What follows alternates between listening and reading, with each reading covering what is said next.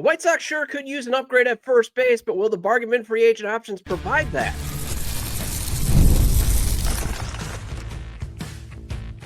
You are Locked On White Sox, your daily Chicago White Sox podcast. Part of the Locked On Podcast Network, your team every day. Hello, I'm your host, Todd Welter, a lifelong Sox fan. I've been podcasting here for over a year and a half and covering the team well before then. And also I've covered Major League Baseball for outlets such as the Associated Press. And thanks for making Locked On White Sox your first listen every day, part of the Locked On Podcast Network, your team every day. Well, the White Sox could use an upgrade at first base, so let's discuss if the bargain bin section of free agency will provide one. Then let's do a Way Back Wednesday segment. And finally, the White Sox are stocked at catcher, but maybe they should add another veteran catcher to at least stash at AAA. Let's discuss what could be available there. Today's episode is brought to you by FanDuel. Right now, new customers can bet just $5. If your bet wins, you'll get $300 in bonus bets to use across the app. Download the app today. So I still think focusing on adding starting pitching and a couple of effective high-leverage bullpen arms should be the team's priority this offseason. But if they can find a power upgrade at first, I'm not going to be opposed to it. Because, again, when you look at their needs, they need probably two more starting pitchers to be added to the rotation, whether it's one veteran and one through the Rule 5 or two veterans. I just hope it's someone that, is around that $10 million range, that $7 to $10 million range, not trying to roll the dice on like another Martin Perez cheap deal, that type of thing. They definitely need at least three bullpen arms. Maybe they can get by with two. And again, do you get one through the Rule 5 and then free agency? But they've got to get better in the high leverage situations. And then, depends on what they want to do at right field. Do they want to bring Mike Tauchman back? And I'm going to discuss that tomorrow. Or do they maybe get an upgrade? Or at least do they get a utility outfielder? But at least, to me, getting an upgrade at first base is definitely one of the things they have to do. And this is actually a good market for finding at least a short-term option while the organization tries to find their long-term possibility within their farm system. Again, I would love Munetake Murakami to be signed and moved over to first, but obviously the White Sox are not going to pursue that Japanese superstar. And Miguel Vargas is actually statistically better at first base, at least defender-wise than at third. So at least you can hold, he could hold the fort. It's not like a huge priority, but if you're looking for an upgrade, again, this could be the market to do it because he's only hit 6 of his 16 home runs last season at first base. And unless you're Mark Grace, who hits 300 every year, Vargas just doesn't provide a lot of power at first. And Vargas has hit 231 this year. So, that type of stuff. And Lenin Sosa, well, he still struggles to find the bag and sometimes receive the ball, the basic principles of playing first base defensively.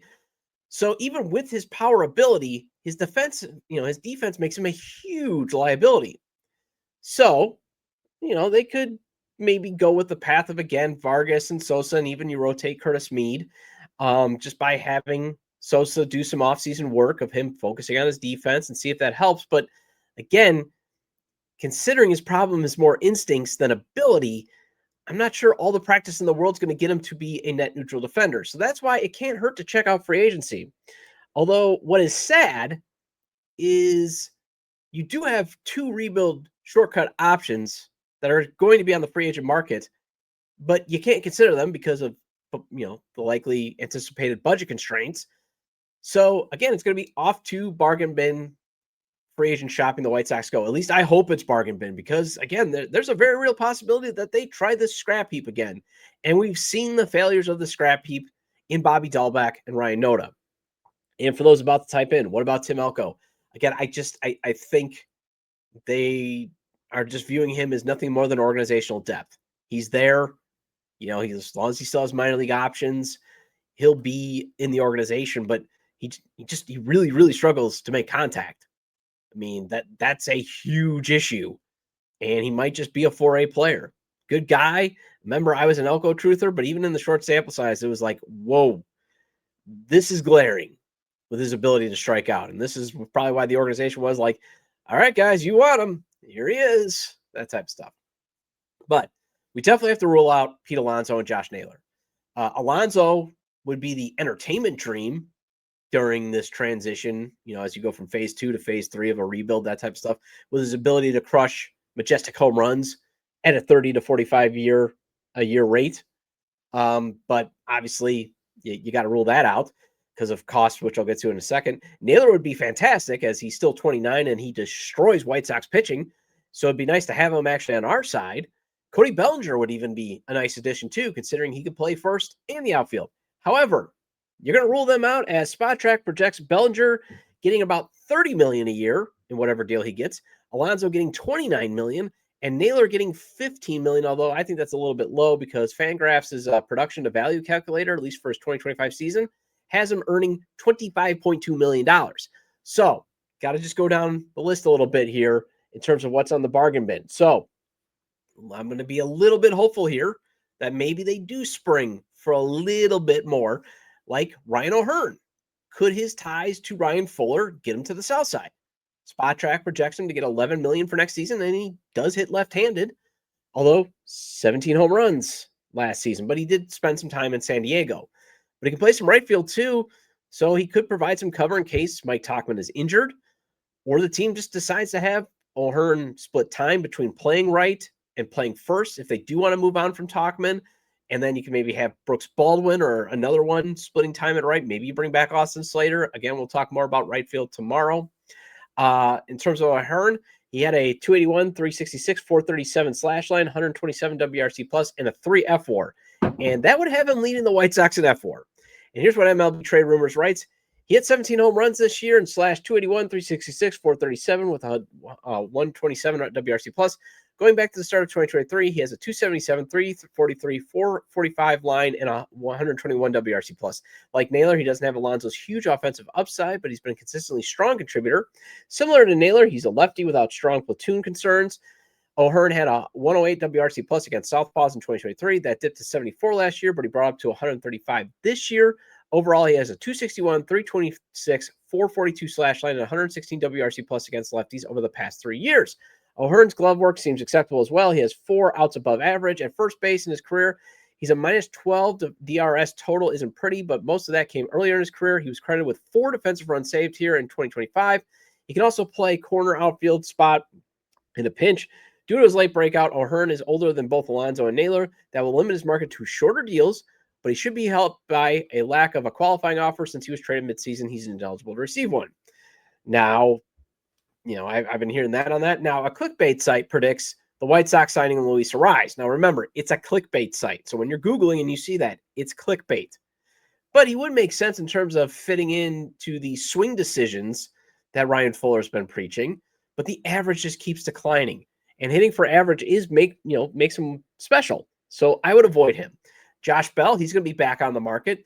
Spot Track has the switch hitter set to earn $11 million next year, although Fangraphs says his 2025 production was worth like $500K. So expect him to get somewhere between vet minimum and I'd say $11 million. He did hit 22 home runs last season for the Nationals, but he's got that hot and cold bat. He had a rough first half, but he did finish strong. Finished with a 239, 326, 421 slash line. A 109 WRC plus in 533 plate appearances. And then the other one is maybe Rhys Hoskins. His injury played seasons will drive down his price.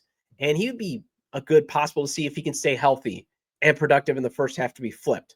Even the ageless Carlos Santana might be worth checking in on for a defensive upgrade, and he could still hit a homer here and there. The key is you can actually find at least a short-term option, but they still have to figure out what are they going to do long-term.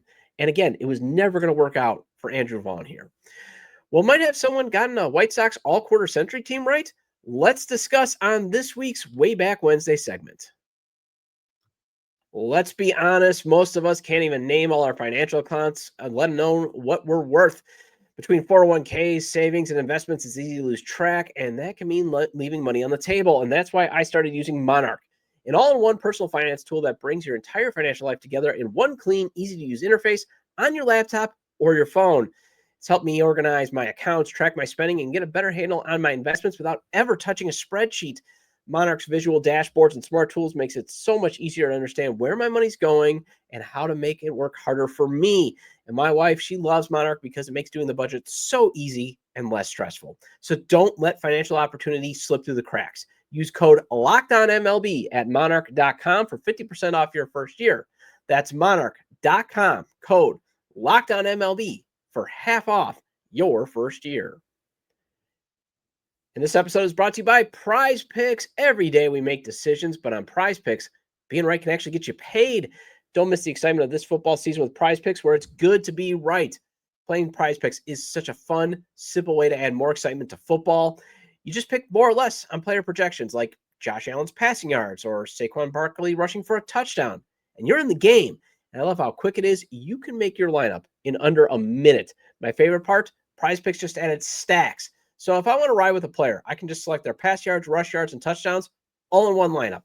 And they have the new injury reboot feature. If your player leaves early and doesn't return, it doesn't count against you. So download the PrizePicks app today and use code LOCKEDONMLB to get $50 in lineups after you play your first $5 lineup. That's code LOCKEDONMLB for $50 in lineups after your first $5 lineup. PrizePicks, it's good to be right. Welcome back to Locked On White Sox. I'm your host, Todd Welter. Again, make sure to hit the like button on today's episode. Subscribe to the YouTube channel at Locked On White Sox. And if you can't catch the show on YouTube, you can get the audio version of the show on places such as Apple or Spotify. So make sure to follow or subscribe wherever you get your audio podcasts. Either way, get your 30-minute fix of Chicago White Sox baseball venting with me, maybe some hope. And also make sure to check out my written content at SouthsideSox.com and on TapSportsNet.com. All right, so Bleacher Report's Joel Reuter may have nailed the White Sox all quarter century starting nine with his recent work that he has on Bleacher Report. Except he probably should have added a DH. I think he went with the angle of who's your starting nine in the field. Maybe he was being fair too, because the National League, the universal DH was not implemented until this decade. But if he had added a DH, at least for the White Sox, then Jose Abreu would have made it. Because I think that's the most difficult decision he probably had to make, was between Paul Konerko or Jose Abreu. I mean, for me, the White Sox did a lot more winning with Konerko. Now, granted, Jose didn't have the talent around him until later in his White Sox tenure, but still, I go with Paulie first. I mean, come on, he's one of the all-time White Sox greats. So is Jose, but the White Sox won a World Series with Paul Konerko, and he was a leading driver there. The Grand Slam. I mean, come on, it's Paul Konerko there. But I do think that's the pick he should have explained, as the White Sox had two franchise icons playing at first, because he had a little nugget where, he explains why he picked who he picked. But the other reason why I'm tackling this, and why I'm tackling Way Back Wednesday in the second segment, is it just speaks to the current talent problems the White Sox having. So sometimes you got to look back to realize, oh my gosh, this is how we got here. This is how we got to mired in mediocrity, to terrible, to awful, to having 3 straight 100-loss seasons, including an historically awful 121-loss season in 2024. So here is his starting nine. He's got a catcher, A.J. Pierzynski, first base, Paul Konerko, second base, Ray Durham, third base, Joe Crede, shortstop, Tim Anderson. His outfield is Magglio Ordonez, Jermaine Dye, Carlos Lee, and his starting pitcher would be Mark Burley. So he chose to explain Ray Durham as his pick, for being second base. But honestly, the team's been trying to replace him since he left town in 2002. So the only reason why I think he had to explain it was because, some people might be like, Ray Durham, who was a all-star player, a very solid player. He was a starting second baseman from 1995 to 2002. And since then, the White Sox have been taking forever to replace him. I mean, basically he had to explain it to the out-of-town audience. And the thing is, when I read that list off, what got me was, you notice a trend with his picks? Only Tim Anderson. He's the only player that was recently with the team. If you go through some of his others lists, I mean, you got guys he's got on his list that are currently with their teams. Tim Anderson's been gone for 2 years, and who knows if he's ever going to have a big league career again because of how his decline was so rapid. And I think about some of these choices that he had to make, probably weren't that hard. But also some of these guys that he probably had to pick from that you're thinking of, some of these guys didn't have long careers with the White Sox either. I was like, whoa, this is what he had to choose from. I mean, obviously catcher was a no-brainer. It's AJ. He's probably one of the best catchers in White Sox history after, Carlton Fisk. Obviously there's some older catchers back in the day, But AJ's been probably one of the most decorated catchers in White Sox history after, Carlton Fisk came to town. First base, obviously I already discussed it. Second base, I already discussed it. But think about this. Third base is another position I think that gets overlooked in terms of actually being a long-term issue for the franchise. I mean, they've been trying to find a long-term option since Joe Creedy's back gave out after the 2008 season. I mean, these are some of the guys that have started at third on opening day for the White Sox after Creedy, was the opening day starter in 2008. Josh Fields, Mark Teahen, Brent Morrell, Jeff Keppinger, Connor Gillespie, Todd Frazier, Yolmer Sanchez, Yohan Moncada, and Jake Berger. And let's not forget all the other guys that they've tried it out at third. I mean, I think Chris Getz they tried at third at one point. But that's a lot of guys that they've tried out. Now, obviously, everybody thought the White Sox had a solution in Moncada, and he probably had the talent to outshine Creedy, but he just could never stay healthy. Shortstop, you could make the case for Alexei Ramirez, but TA did have a batting title. Left field, it also seems like the club has been trying to replace Carlos Lee since he was traded to Milwaukee for Scott Pasenik in 2005. I mean, think about, here's who they've had as the opening day left fielder since trading Carlos Lee. Scott Pasenik, Pablo Ozuna, Nick Swisher, Carlos Quinton, Juan Pierre, Diane Viciedo, Alejandro De Aza, Melky Cabrera, Nicky Delmonico, Eloy Jimenez, Larry Garcia, Andrew Benintendi, and Michael A. Taylor all have been the opening day starter and left after trading Lee heading into the 2005 season. Now, obviously, you take that trade every day of the week because it got you Scott Pasenik. But left field has actually not been solidified since Carlos Lee was traded. I mean, Andrew Benintendi is only in contract only of solidifying. I mean, he's terrible defensively in left field. He's at this point a DH. And obviously, Reuter just took the best three outfielders the White Sox have had this quarter century, and those are probably the three. I mean, Carlos Quinton, had he not shattered his, wrist in 2008 and maybe stayed healthy a little bit more, maybe he could have joined that list. But again, they were always rebuilding and trading away these guys. And Luis Robert Jr., he's just not been healthy enough nor productive enough to knock off Dye or Mags. And think about that too. You went from Magglio Ordonez to Jermaine Dye to just a revolving door of players in right field. And think about it too. All three outfielders that he lists in this all-time, the quarter century starting nine, they played 2 decades ago. I mean, your best talent over the past 25 years, only 4 of them played for the White Sox after 2009. And Tim Anderson is the most recent one after playing in 2023. That shows you how this franchise has become mired in mediocrity and now just complete awfulness. So some of the players that they've developed, hopefully they join the next list. And one of the other reasons why you have this list of guys that basically played 10 to 15 years ago, almost, or 10 years ago almost, is some of the players that they did develop could have made the list, but they trade them away. I mean, Chris Sale maybe could have taken Mark Burley's spot. I mean, it would have been hard considering what Burley has meant to the franchise over the past 25 years, but say Sale wins a Cy Young. Maybe he makes the case. So you just got to hope this rebuild adds players that can actually be considered franchise greats. Well, the White Sox are clearly set at catcher at the big league level, but maybe they could use some organizational depth. So let's discuss some of those options after the break. The NFL season is here, and FanDuel has an offer you don't want to miss. Right now, new customers can bet just $5 and get $300 in bonus bets if you win. That's right. Pick a bet, put down $5, and if it hits, you'll unlock $300 in bonus bets to use across the app. FanDuel gives you so many ways to play. You can build parlays. You can try the player props. You can even follow the live lines during the games. FanDuel makes watching football even more exciting when you got a little something riding on the action. And I've always been saying, FanDuel's traditional money lines, the over-unders, and the spreads are fun to play. But if you want to win big money or at least double or triple your cash, play the parlays, the props, or the futures. For example, if you want to see Los Angeles' AFC team crush Minnesota tomorrow, plus 380 for LA to beat Skull by 14 or more points. So $10 on that, and if it does hit, you'll have nearly quadrupled your money. Say Minnesota achieves a blowout win by 14 or more points. That is actually at plus 700. So $10 on that. And if it does happen, it would pay out $70. So what are you waiting for? Visit FanDuel.com to download the FanDuel app today and get started.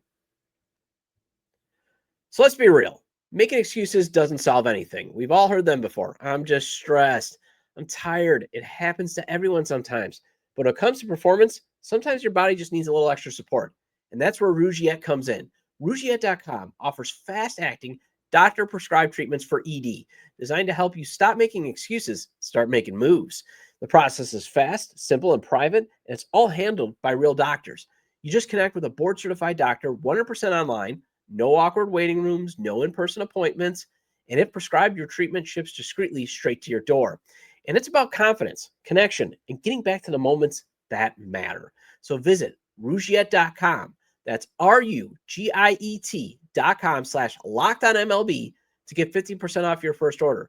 That's RUGIET.com/LockedOnMLB. Again, Rugiet.com/LockedOnMLB. And don't forget to use our code LockedOnMLB so they know we sent you. Rugiet, stop making excuses. Start making moves. Welcome back to Locked On White Sox. I'm your host, Todd Welter. Again, shout out to all the everydayers. I appreciate your loyalty. Please hit the like button on today's episode. Recommend to your fellow Sox fans or baseball fans, friends, to subscribe to the YouTube channel at Locked On White Sox wherever they get their podcasts, as this show's available on all major podcast platforms. So Korey Lee is out of minor league options, and he might be one of the three young catchers where the White Sox probably do have to explore maybe moving him to left, or at least making him more versatile if they want to rationalize having three catchers on the opening day roster next year. Because him being out of minor league options means it's going to be hard to sneak him to the minors if the team decides not to carry three catchers on opening day. That's another reason why some people are, I've seen it in the White Sox social media world. Maybe you trade Korey Lee. But again, if Matt Thaiss is going to get you Drew Baker, that's probably what Korey Lee is going to get you, just a depth guy. So I would prefer him still being with the team, because remember, once he was brought back to the 26-man roster, manager Will Venable felt much more comfortable having Kyle Teel and Edgar Carroll in the lineup together. So I'd prefer to have making sure that Lee is basically, Will Venable's security blanket when it comes to making sure that he'll have two of his better bats in the lineup that just happen to play catcher. And I know everybody's like, well, they're going to have to eventually decide.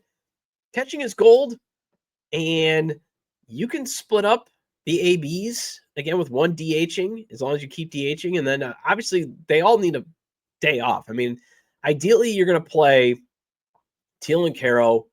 Ideally would be playing 5 to 6 days a week. I mean, these are catchers. It's very stressful on their body. So you want to give them a day off.